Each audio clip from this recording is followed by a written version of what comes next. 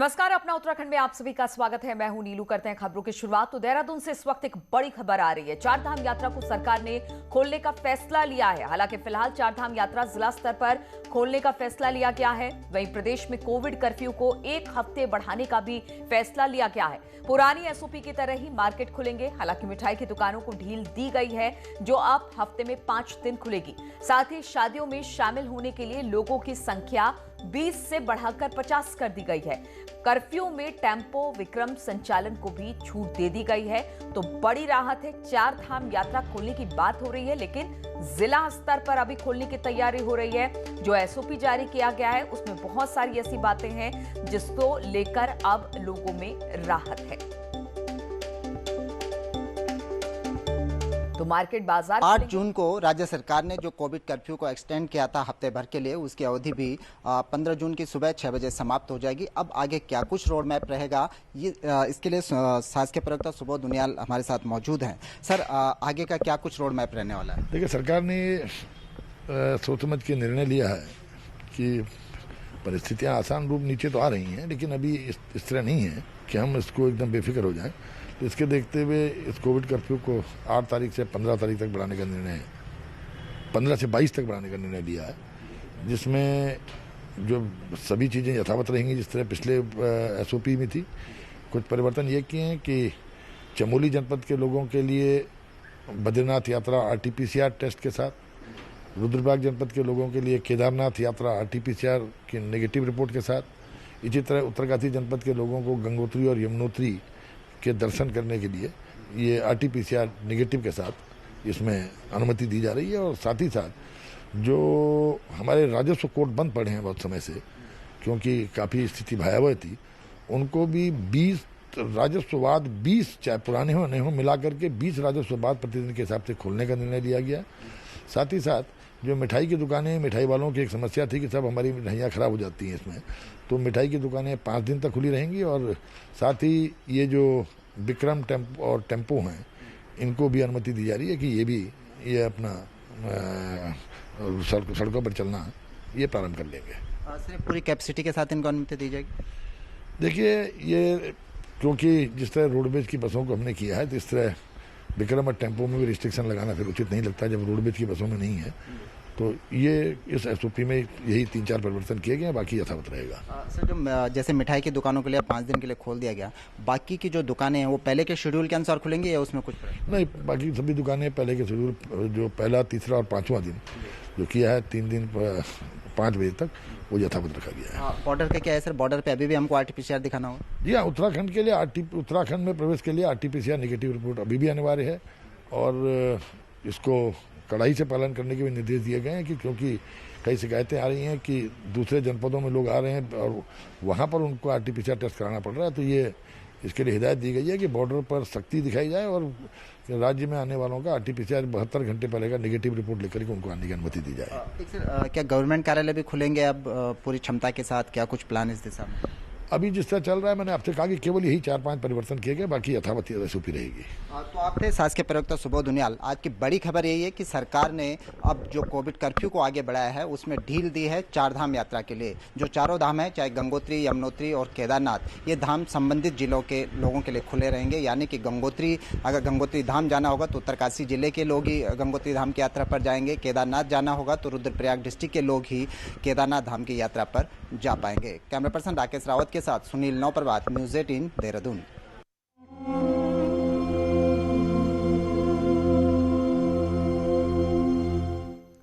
और उत्तराखंड विधानसभा में नेता प्रतिपक्ष इंदिरा हृदय का आज रानीबाग के चित्रशीला घाट पर पूरे राजकीय सम्मान के साथ अंतिम संस्कार किया जाएगा। वहीं सीएम तीरथ नेता प्रतिपक्ष इंदिरा हृदय को श्रद्धांजलि देने पहुंचे। उनके साथ कैबिनेट मंत्री बंशीधर भगत, कैबिनेट मंत्री अरविंद पांडे और मंत्री रेखा आर्या भी श्रद्धांजलि देने पहुंची।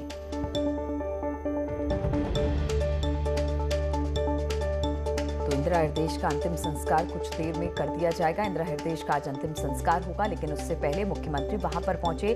उनके साथ साथ कैबिनेट मंत्री बंशीधर भगत, कैबिनेट मंत्री अरविंद पांडे और मंत्री रेखा आर्या भी उन्हें श्रद्धांजलि देने पहुंची। और बातचीत करने के लिए शैलेंद्र नेगी इस वक्त हमारे साथ जुड़ गए हैं। शैलेंद्र, कितने बजे अंतिम संस्कार इंदिरा हृदयेश का होगा और उससे पहले आम लोगों के लिए उनके पार्थिव शरीर को रखा गया दर्शन करने के लिए अब तक कौन कौन वहां पर पहुंच चुके हैं? देखिए, मैं जो कांग्रेस का ऑफिशियल दफ्तर है स्वराज आश्रम, वहां पर मौजूद हूं और यहां पर इंदिरा हृदयेश का पार्थिव शरीर रखा गया है अंतिम दर्शन के लिए। मैं वो विजुअल, भीड़ बहुत ज़्यादा है, यहाँ पर लोगों की संख्या बहुत ज़्यादा है और यहाँ पर जो कांग्रेस के प्रदेश अध्यक्ष हैं प्रीतम सिंह वो पहुँचे हुए हैं। उसके अलावा हरीश रावत थोड़ी ही देर बाद पहुँचने वाले हैं। मुख्यमंत्री श्रद्धांजलि देकर वापस चले गए हैं। मुख्यमंत्री इंदिरा हृदयेश के घर पर पहुँचे थे उनके पार्थिव शरीर को श्रद्धांजलि देने के लिए। और इसके अलावा जो जितने भी कैबिनेट मंत्री हैं, जिसमें बंशीधर भगत और अरविंद पांडे, रेखा आर्या, ये सभी लोग श्रद्धांजलि देने के लिए जो है वो पहुंचे हुए हैं और यहाँ पर पार्थिव शरीर रखा गया है क्योंकि ये कांग्रेस का दफ्तर है स्वराज आश्रम। और आप देख सकते हैं कि किस तरीके का की भीड़ है, किस तरीके का एक अंतिम दर्शन कर लेना चाहते हैं अंतिम संस्कार से पहले उनके चाहने वाले, इंदिरा हृदयेश के चाहने वाले। तो आप देख सकते हैं किस तरीके से पूरी की पूरी भीड़ है। ये कांग्रेस के प्रदेश अध्यक्ष हैं प्रीतम सिंह, वो श्रद्धांजलि इस समय दे रहे हैं, पीसीसी चीफ श्रद्धांजलि दे रहे हैं इस समय। आप सामने अगर मैं कैमरे की निगाह से दिखाऊं तो पीसीसी चीफ हैं जो श्रद्धांजलि दे रहे हैं।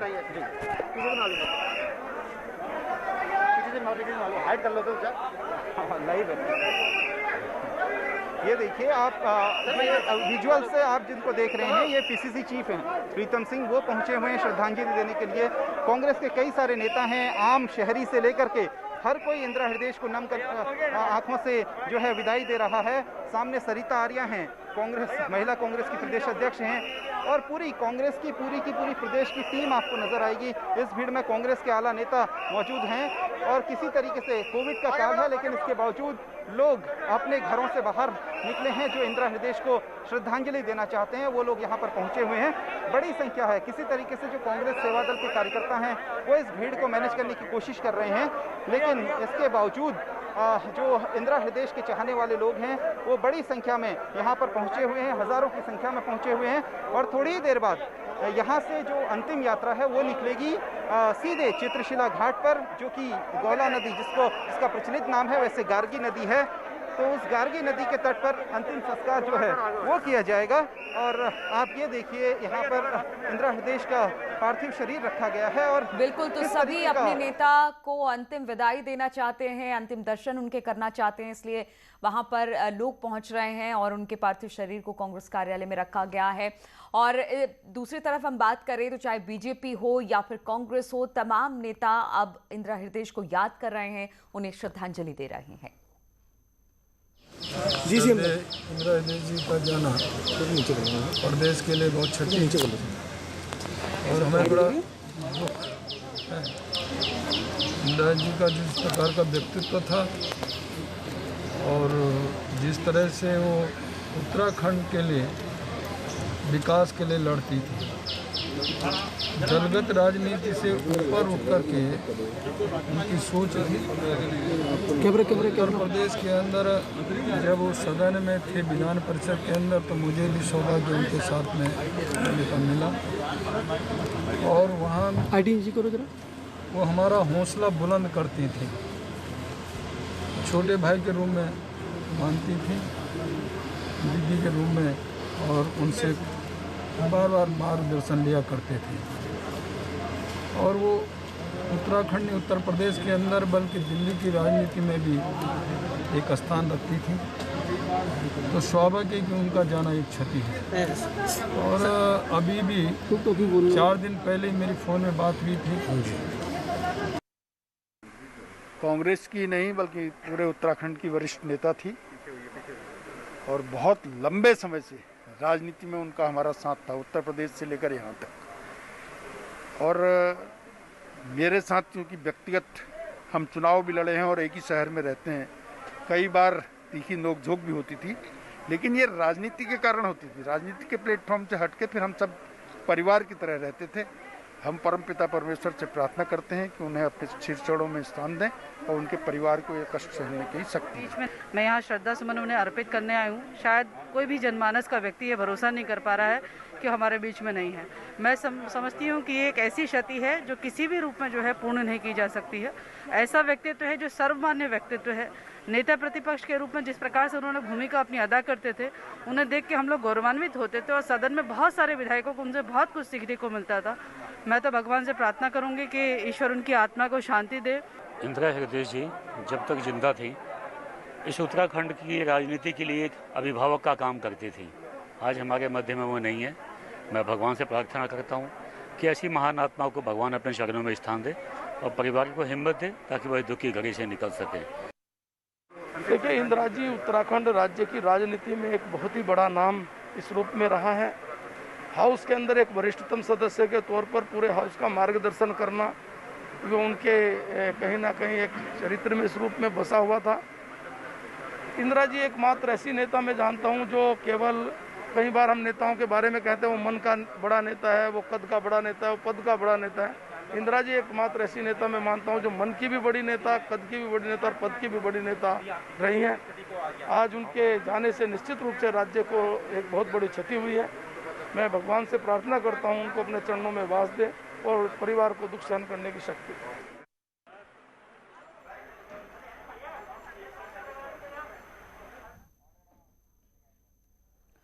चलिए अब बढ़ते हैं अगली खबर की ओर। चमोली से खबर लेते हैं, जहां पर ऋषिगंगा और धौली नदी के बढ़ते जलस्तर से रैणी गांव के निचले हिस्से में भू कटाव जारी है। वहीं इसकी चपेट में आने से नीति घाटी को जोड़ने वाला हाईवे भी बाधित हो गया है।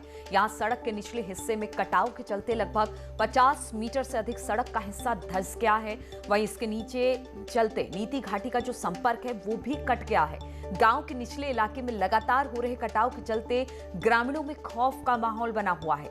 वहीं लोगों ने अपने घरों को खाली करना भी अब शुरू कर दिया है।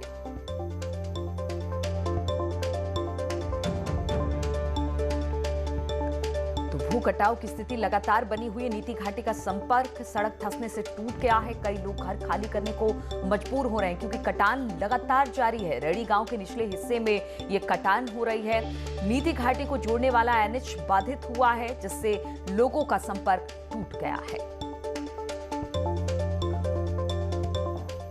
और आज सीएम तीरथ सिंह रावत दिल्ली के दौरे पर हैं और ये हफ्ते भर में उनका दूसरा दिल्ली दौरा है। दिल्ली दौरे को लेकर सीएम ने कहा कि पहले दौरे के बाद मसूरी टनल के लिए 750 करोड़, तो बद्रीनाथ के विकास के लिए केंद्र ने 250 करोड़ रुपए जारी किए और अब इस बार भी राज्य के विकास के लिए कई प्रस्ताव लेकर वो दिल्ली जा रहे हैं। दिल्ली में 9 से 10 केंद्रीय मंत्रियों से मिलने का उनका कार्यक्रम है। इसके अलावा राष्ट्रपति और उपराष्ट्रपति से भी मुलाकात करेंगे सीएम।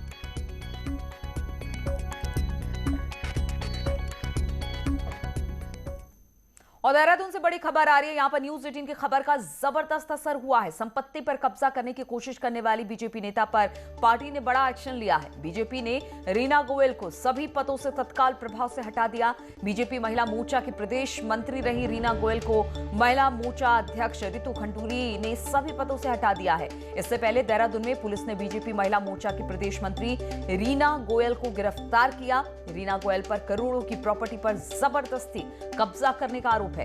थाना क्लेम टाउन में रीना के खिलाफ केस दर्ज किया गया है।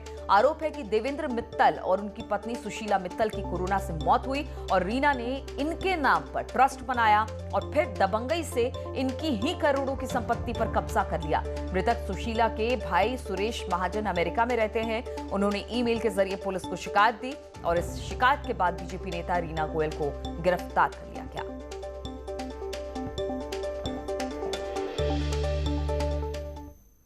और आईआईटी रुड़की ने विस्फोटक प्रतिरोधक क्षमता वाला एक हेलमेट तैयार किया है जो सेना के जवानों के पारंपरिक हेलमेट की तुलना में बेहद सुरक्षित है।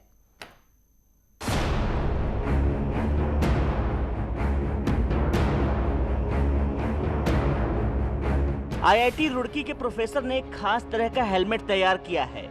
विस्फोटक प्रतिरोधी यह हेलमेट जवानों के पारंपरिक हेलमेट की तुलना में ज्यादा बेहतर सुरक्षा दे सकेगा। आईआईटी रुड़की के यांत्रिक और औद्योगिक इंजीनियरिंग विभाग के प्रोफेसर शैलेश गढ़पुले ने बताया कि यह पारंपरिक हेलमेट का ही उन्नत संस्करण है, जिसे बनाने में लगभग 3 साल का समय लगा। प्रोफेसर गढ़पुले ने बताया कि यह हेलमेट ब्लास्ट के समय सुरक्षा और ब्लास्ट की वेव्स को अंदर जाने से रोकता है।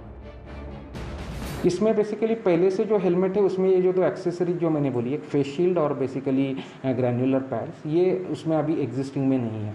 तो ये एक्सेसरीज डालने के बाद वो बेसिकली करंट हेलमेट जो है वो ब्लास्ट के लिए भी मिटिगेट करने की उनकी क्षमता रखेंगे।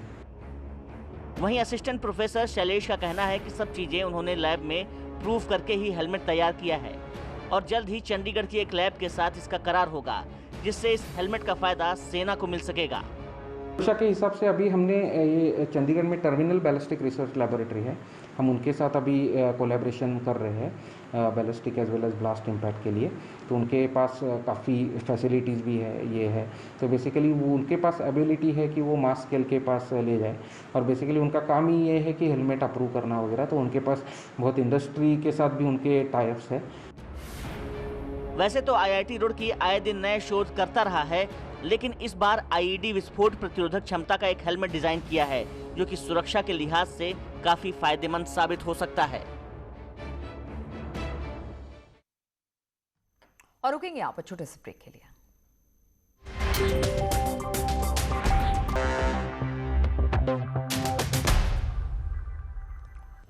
और ब्रेक के बाद एक बार फिर से आप सभी का स्वागत है। हम आपको बता दें कि इजराइल के नए पीएम बने हैं नेफ्ताली बेनेट। नेफ्ताली बेनेट को प्रधानमंत्री मोदी ने बधाई दी है। प्रधानमंत्री मोदी ने हिब्रू में ट्वीट कर दी बधाई।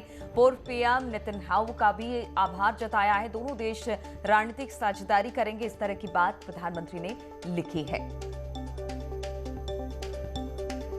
तो इजराइल के नए प्रधानमंत्री बने हैं नेफ्ताली बेनेट और नेफ्ताली बेनेट को प्रधानमंत्री मोदी ने बधाई दी। प्रधानमंत्री मोदी ने हिब्रू में ट्वीट किया और उनको बधाई दी। पूर्व पीएम नेतन्याहू का भी आभार व्यक्त किया।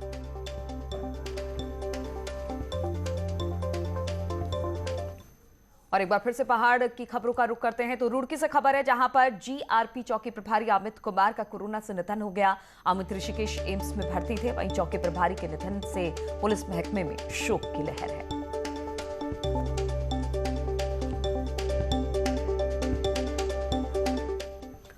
और महानगरों में होने वाली हनी ट्रैप की वारदातें उधम सिंह नगर में भी होने लगी है। रुद्रपुर कोतवाली पुलिस ने एक ऐसे ही गैंग का पर्दाफाश किया है। शहर के युवक को युवती ने पहले हनी ट्रैप में फंसाया, उसके बाद वीडियो बनाकर मोटी रकम ना देने पर वीडियो वायरल कर फंसा देने की धमकी दी। पीड़ित युवक की शिकायत के बाद पुलिस ने 3 आरोपियों को गिरफ्तार किया है, जबकि 2 युवतियों सहित 2 अन्य आरोपी फरार हैं। आरोपियों से 14,000 रुपए, पुलिस की ड्रेस और घटना में इस्तेमाल की जाने वाली कार और मोबाइल भी बरामद कर ली गई है।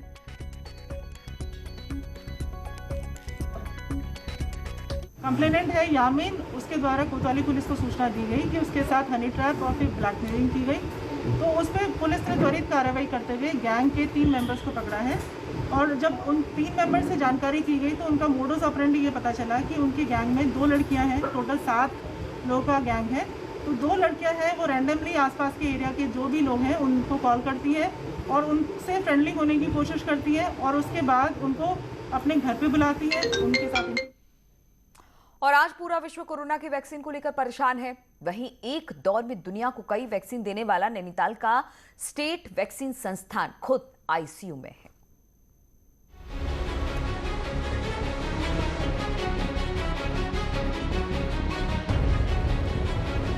नैनीताल पटवा डांगर का ये स्टेट वैक्सीन इंस्टीट्यूट अपने सबसे बुरे दौर से गुजर रहा है। 103 एकड़ में फैला स्टेट वैक्सीन संस्थान अब खुद ICU में है। यहाँ चारों तरफ बंजर भूमि और खंडहर हो रहे भवन इतिहास के पन्नों में तब्दील हो रहे हैं। देश के साथ विदेश भी लिम्फ वैक्सीन, एंटी रेबीज टीका, स्मॉल पॉक्स वैक्सीन देने वाले संस्थान की लैब भी अस्तित्व खो रही है, तो कर्मचारियों का भविष्य भी खतरे में है। श्रीलंका, बर्मा, नेपाल, मलेशिया समेत अन्य देशों तक अपनी वैक्सीन की धमक दिखा चुका संस्थान अब बदहाल है। हालांकि 16 सालों से बंद इस संस्थान पर अब स्वास्थ्य महकमे की नजर पड़ी है। हमारे ये DG लेवल से है ये कि उसमें कि अभी क्या कार्यदायी संस्था है, जिसको भी हमने पहले पन्नगर ने लिया था, अब सुना उन्होंने किसी हल्दी नाम की किसी कार्यदायी संस्था को वो दिया है। तो उसमें देखना यह है कि उसमें कोई पॉजिटिव वर्क हो रहा है या नहीं हो रहा है। दरअसल इस वैक्सीन इंस्टीट्यूट का इतिहास 100 साल से भी ज्यादा पुराना है। 1903 में स्थापना के बाद इस संस्थान ने 1904 में लिम्फ वैक्सीन का उत्पादन शुरू किया। वहीं 1957 के बाद एंटी रेबीज इंजेक्शन बनाने के साथ साथ काली खांसी, पीलिया, डीपीटी के टीके भी यहाँ बनने लगे। 1962 में एक साल में स्मॉल पॉक्स की 64 मिलियन डोज तैयार कर संस्थान ने रिकॉर्ड कायम किया। 1975 में टिटनेस के टीके बने, जो उत्तराखंड बनने के कुछ सालों तक बनते रहे। साल 2005 के बाद पंतनगर विश्वविद्यालय को यह संस्थान दे दिया गया, लेकिन कोई महत्वपूर्ण उपलब्धि नहीं मिली और सरकार ने 2020 में उत्तराखंड जैव प्रौद्योगिकी परिषद हल्दी को इस संस्थान को सौंप दिया। हालांकि स्थानीय लोग इस संस्थान के गुजरे दिन लौटाने की मांग कर रहे हैं।